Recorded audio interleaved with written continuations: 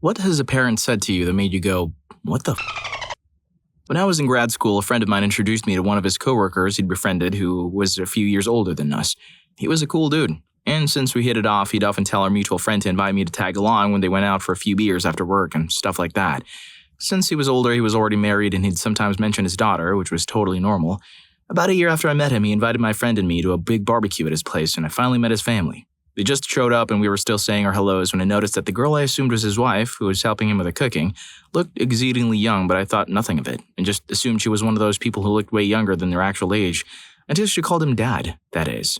He must have noticed my look of utter confusion because he burst out laughing and called her over and introduced her to me as his actual daughter, and he later explained to me that he'd had her when he was 15 years old, and then called over this little boy and introduced him as his grandson. Still laughing, he said to me, "Yeah, she made me a grandpa at 30 years old. What was I going to do? Be a hypocrite and get mad at her because she got pregnant at the exact same age I got her mom pregnant?" My mind was blown. Until that moment, I'd never thought I'd ever met an actual grandfather who was in his early 30s or that it was something that still happened. I gotta hand it to the guy, though. He stepped up and took care of his kid since he was a literal teenager himself, and he supported her and taught her to take care of herself and her kid when she became a very young mother herself. They had a great relationship. He obviously doted on her, and she thought there was no better man in the whole world than her dad. A couple of years later, we all got new jobs and moved to different parts of the city and drifted apart, though we kept in touch on social media and so on. Sometime later, I ran into him at some shopping mall with 3 kids in tow, and he explained that his daughter and her BF not only were still together, but had actually gotten married, and these kids were his grandchildren. And he loved going out with them everywhere. He got a kick out of the fact that everybody thought they were his kids and their reactions when the children corrected them and said he was their grandpa. My dude wasn't even 40 yet. Oh, he sounds like the sweetest dude and grandpa. Story 2. Years ago, I worked at a daycare center for kids with special needs. I was about 19 and had my own classroom. I really loved the job. One day, a sub showed up to help out in my room. She was okay. Her way with the kids wasn't my favorite, but I did appreciate the extra hands. One of the 5-year-olds, a child who usually took a lot of time warming up to subs, took to this woman. While they were sitting at a table coloring, the little boy said, "I love you, Miss Michelle." This sub, a mom, said to this kid, "Oh, I don't love you. I love my kids, but I don't love you." This was years ago, but it's always stuck with me. No, it wasn't something a parent said to me, but it was something a parent said in my presence and nearly said, "What the out loud. Those kids, why not just say it back? Jesus. It's a small thing, I suppose, but it seemed pointlessly mean, careless. And I can honestly say I did love those kids that worked with the 3.5 years I was there. Years later, when I had my own baby, I often thought about the little boy who ventured to tell this person he saw as trustworthy and kind that he loved her, and her response to an innocent child. My hope was that someday, when my own went on to school, that they'd feel this safe with a teacher. And if they chose to express that affection, their response would be more positive. It's okay to say, "Well, I love you too. I love all my kids in the classroom." Even if you don't exactly feel it, you could make or break a child's confidence for a long time. The teacher doesn't even need to say love back. Saying "thank you, that's very sweet" is also kind. Story 3. In university, I caught something. Doctors were all, "Food poisoning? Maybe." It was spewing my guts out all morning in between bouts of dry heaving. I couldn't keep a sip of water down. My parents lived about 40 minutes away, so the genius RAs called them instead of, taking me to a hospital. My dad comes into my dorm room to see me curled up in a ball on the floor, ghost white, sweating profusely while cradling a puke bucket. The first words out of his mouth were, "What are you on?" Keep in mind, I was the type of 19-year-old a substance dealer would take one look at, laugh, and tell me to go do my homework, and my parents had grilled me multiple times during high school about being on something. Up until I was 20, I never smoked, drank, or did anything but be depressed and work my bum off. Pretty much lost all respect for him, and his question told me all I needed to know about our relationship. When I needed his help, all I got was an accusation. Story 4. My mother pulled me aside at a family dinner. I'm 30 female. I've been moved out of my parents' house for 8 years. They have a terrible relationship and always have, and pulled me upstairs to my old bathroom. She proceeded to talk about how narcissistic my father is, and she hoped I would not turn out like him. Meanwhile, the whole time she was talking about how she was never appreciated for what she did here and there, and for him and for me, and for her volunteer work. Yep, he's the narcissistic one, Mom. She also told me 3 months before my wedding that my fiancé, now husband, and I had to find a place to move into that had a room for her for when she needed to leave my father. And one more for good measure. I'm having slightly minimal surgery in 2 days, and she asked to be there in the waiting room with my husband. I said no, I was allowed one person, and it was going to be my husband. Then she told me tonight, "Sounds like you have a good support system, but I'm still your mother." She was on the verge of tears. Because I'm not already stressed about being put under and cut up or anything.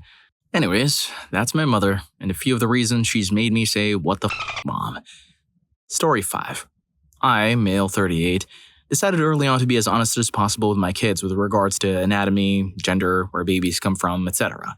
If they asked, I would answer. Not just a quick embarrassed answer, I'd really explain it.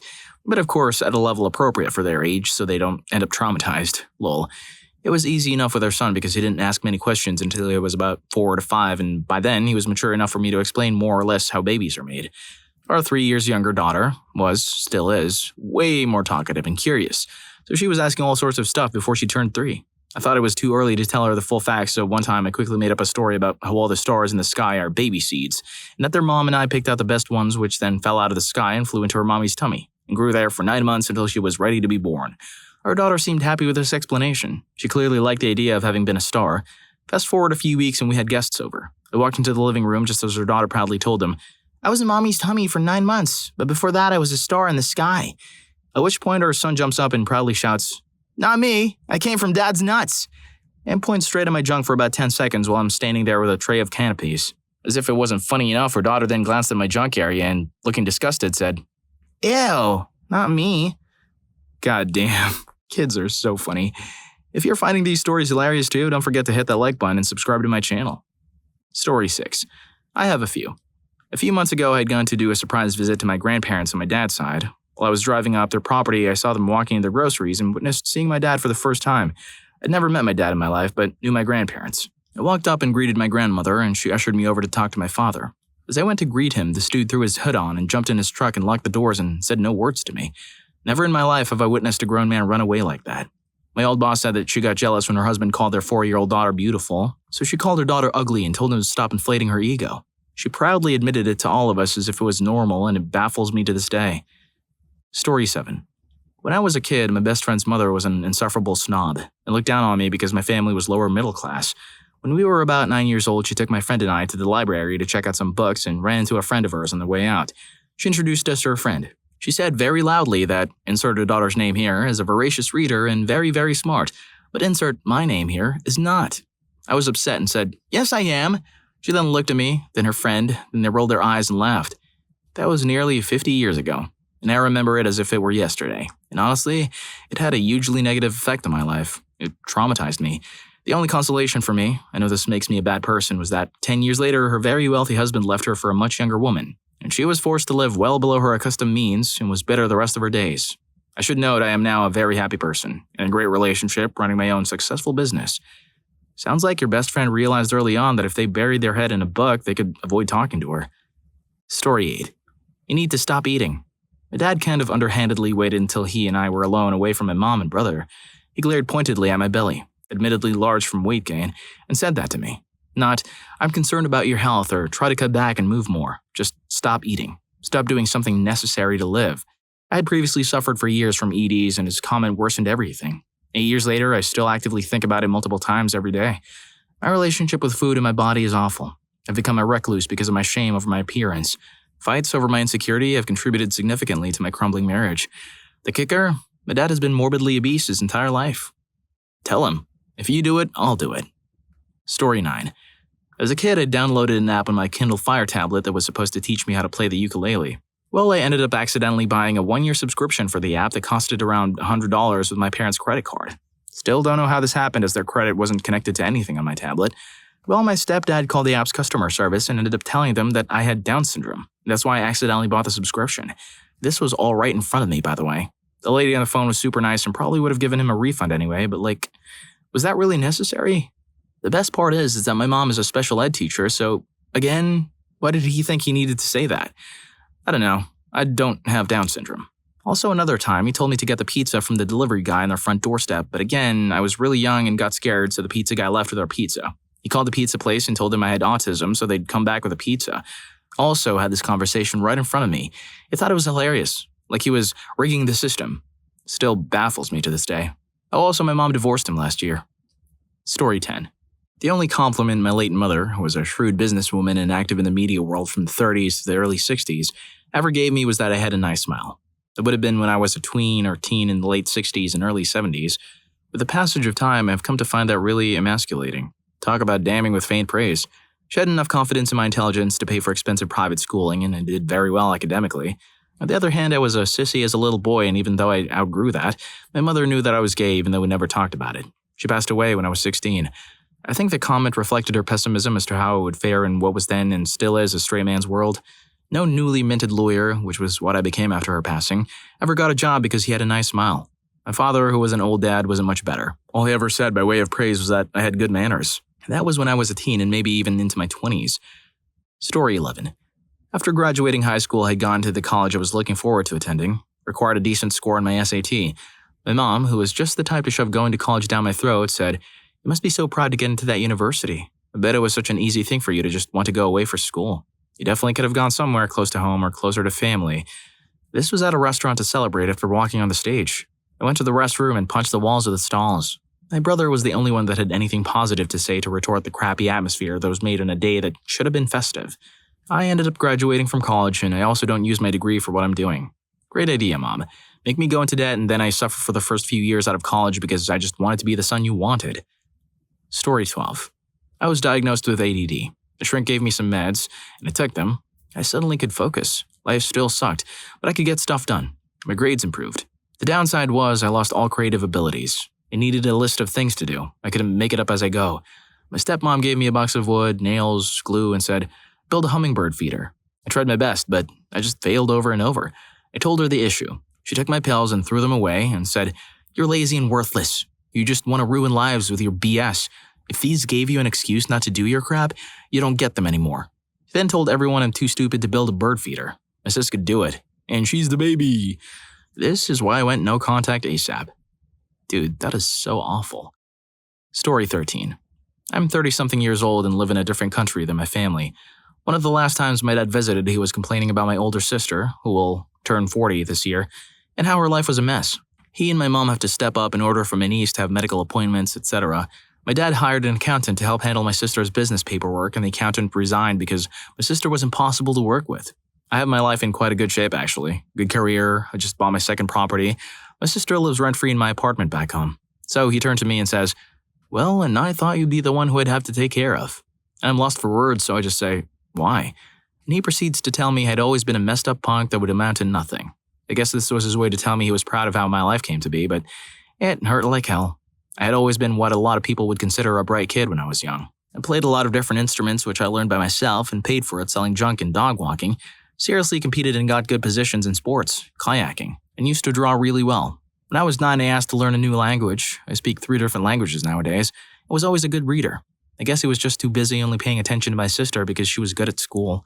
But she always had zero interest in anything else. He would come home and just binge-watch TV. My parents paid for her to have music classes and stuff that I actually wanted to do but couldn't, and she wouldn't give 2 cents about it. But I got caught with grass once when I was already in college, which my sister introduced me to, by the way, so that made me a problem. Story 14. For context, I quit drinking in April 2023, and I count the days because it makes me feel proud and gives me motivation to stay the course. My dad got popped for a 2nd or 3rd DUI about a year ago and went sober for a long stretch and started drinking again at least 3 months ago, from what I've noticed. He thinks he's being slick about it and no one can notice the smell of alcohol in his breath nor hear the slurring of his speech, etc. He was remarkably toasty one night and asked where my head was at in terms of my recovery. I told him it was great and I was 126 days in at that point. He starts on a long looping rant about how things like celebrating milestones, etc. are stupid, and I'm not beating my habit. Meanwhile, the guy is drinking plastic bottle freaking vodka on the daily, all hours of the day. I'm not looking for validation or anything like that. I just wanted to rant because this is some nonsensical stupid BS, and for obvious reasons. Story 15. Our friend's mom.